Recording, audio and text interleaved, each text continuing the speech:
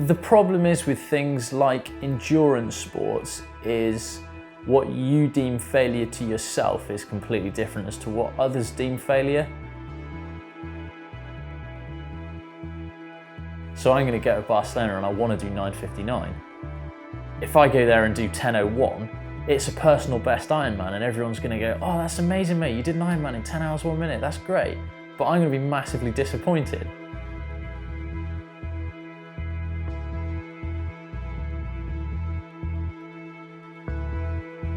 "9:59 at Barcelona means nothing to anyone other than me. That's it. The end.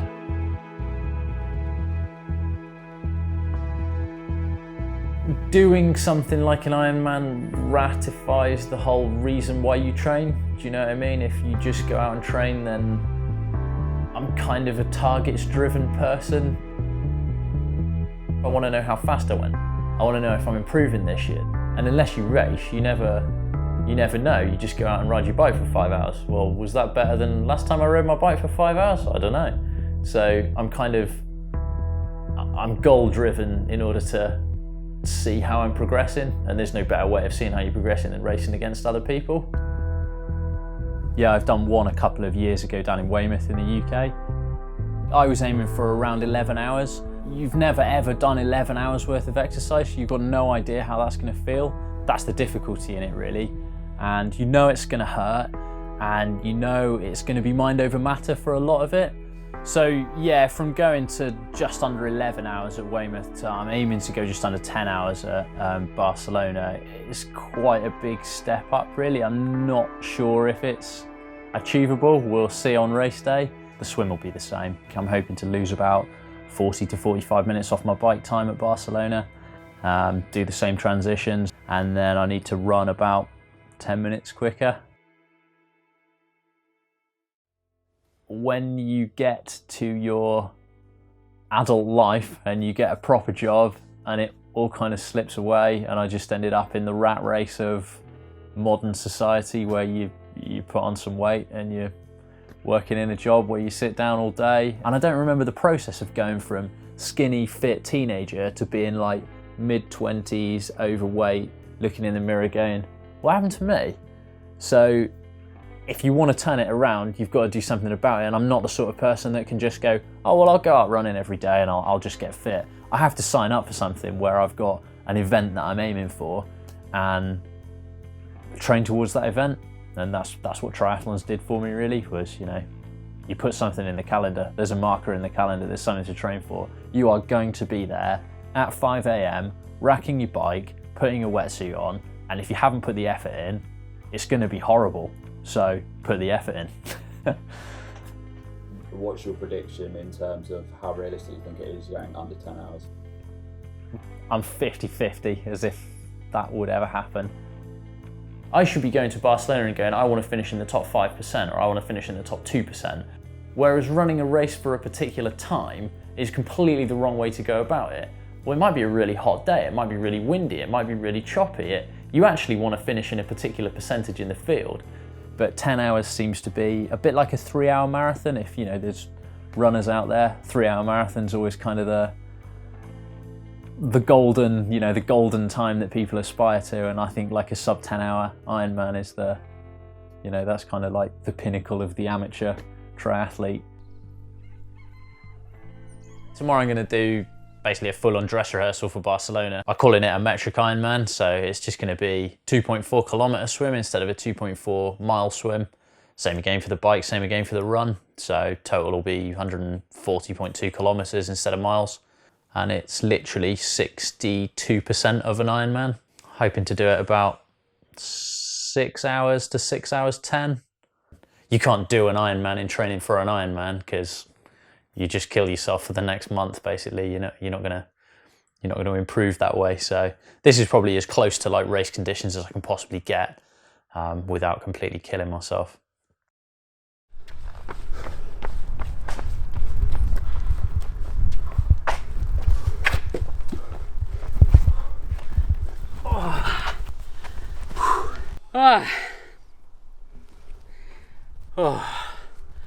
Yep. That's hard. It's Never going to be easy, but it is hard. You start, I'm getting to that point in my life where I might not have many years left of improving my fitness. I may as well try as hard as I can now while I've got the body that'll enable me to do it as hard as I can now. Got to do another 38% more distance than today. Wow. Bit of resting, should be alright. Oh, I'm hoping that's salt seawater and not sweat, otherwise I need to drink more. Ay, ay, ay.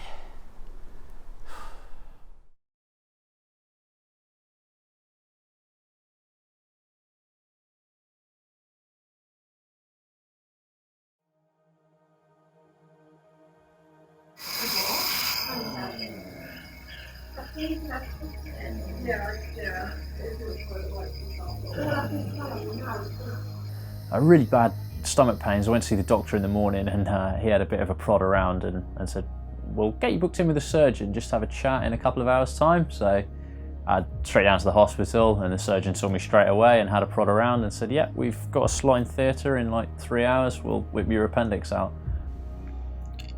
So originally I was told it'd be about a 45-minute procedure, just keyhole surgery, and then I'd probably be able to go home the next day. But yeah, I had some complications. I woke up about 4.5 hours later and had a stomach drain in, and they'd had to turn the operation into a normal operation rather than a keyhole one, and my appendix had already ruptured by the time they got in there. So this is my current triathlon training. I'd say the corridor is probably 150 meters, and if I can walk from one end to the other, then that's great. At the time, you think about all the negatives, you know what I mean? You're lying in a hospital bed thinking, oh, well, that's it. In 6 weeks' time, I'll start lightly training again. In, 3 months' time, I'll be back onto, a proper training program. And by then, I won't have very long to go to Barcelona. So mentally, it's devastating. So here we are, home again. Officially an outpatient. We can get rid of this. Lose the hospital tags. Oh. And here's my dishevelled post-surgery body. That's it, I'm never going to be able to do the Ironman. I'm never going to be able to go sub 10 hours, and that's it. And you just think about all the negatives and that you're literally never going to do it in your life. That's it, it's all over. And then you come out of hospital and step by step, you build your strength back. So I've just been out on my time trial bike for the first time since my operation. I just went out and did about an hour on the bike at a sort of very sensible heart rate, and actually I have to be honest, my legs felt okay.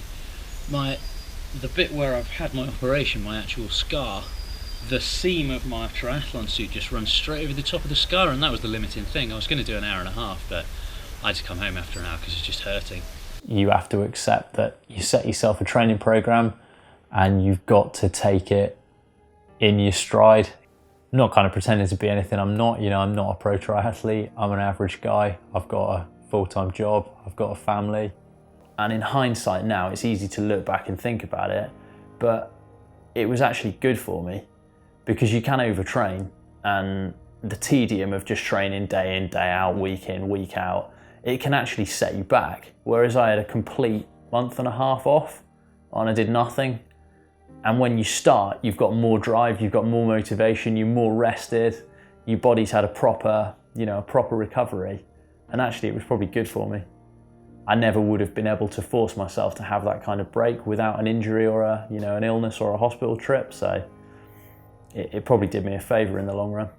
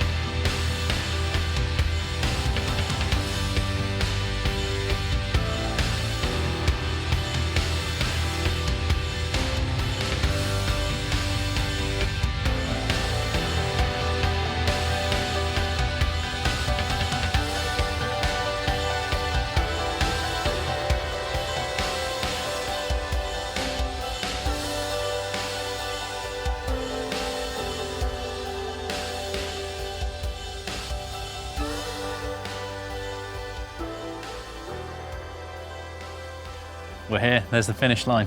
That's it. Sunday. Practice the finishing pose. And what's your prediction crossing that finish line come Sunday? One of two ways. It's 50-50. It's literally black and white.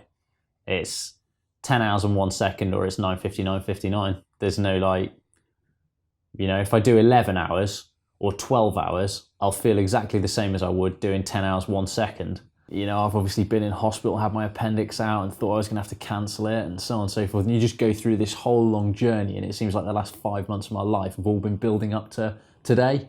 You know, I've got a job and I've got a family and stuff, so there is other stuff going on in the background. But in my mind all the time, it's like, oh yeah, I'm doing Ironman Barcelona in 5 months' time, in 4 months' time, in 3 months' time, and there's a training plan going on and so on and so forth. So, yeah. So it's a big deal. So yeah, it becomes a big deal, albeit in your own mind, really. No one else cares if I do 10:01 or 9:59.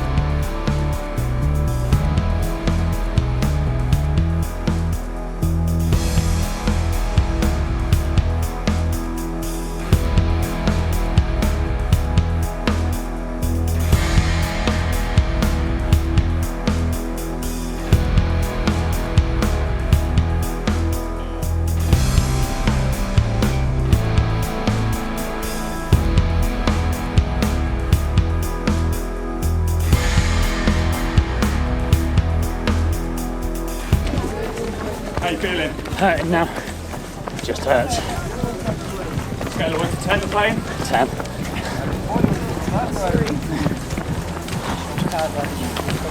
Just need to keep eating. I've got low battery on my watch about half an hour ago, so I'm running blind soon. I'll leave you for the final 10k. See you at the finish.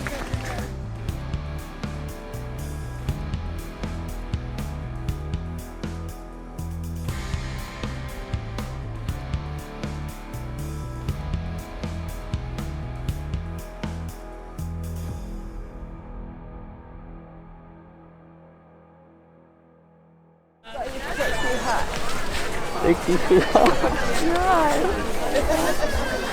yeah. I don't know what time I did. My watch battery's dead and I didn't see the screen. Thank you so much. Thank you, Lexia. Mwah. Mwah. Mwah. Oh. What time did I do? Just seeing that sign that says like, finish line 200 meters away, I wanted to cry. It's like, that's it, I've done it, I'm there. I'm gonna turn onto the carpet now. And the only thing was I didn't know what time I was on. I tried to I was looking for Kurt and Lexi. I couldn't see them in the crowd. I saw one of my friends from the triathlon club. I high-fived him and then ran around to the left and the right high-fiving people. I finally saw Kurt and Lexi at the end and gave them a high five. And I didn't look at the screen above my head either as I went over the finish line, so I didn't actually know what time I'd done. What time did I do? You want to know? Yeah. 9:36. With about 7k to go, I just went off feel and just started pushing and pushing. I had one last gel, one last Enovit thing. I dropped the bottle and just, that was it, just go for it. And that was awesome. I got to the finish shoot and there was no one else in it, so I could take my time and just enjoy it. Yeah, that's amazing.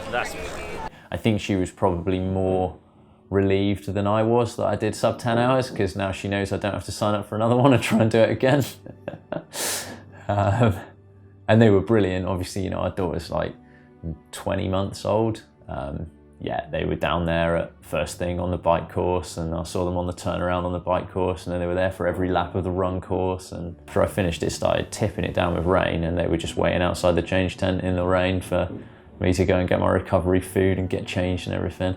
Yeah, just give them a big hug and say thank you.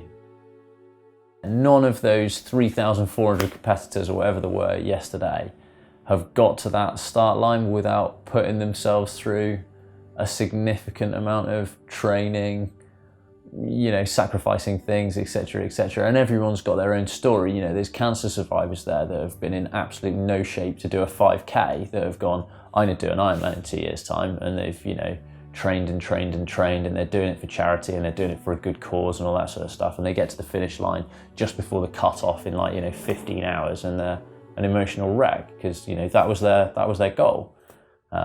You've got guys with lesser goals like me that just want to do a particular time, but it means something to me.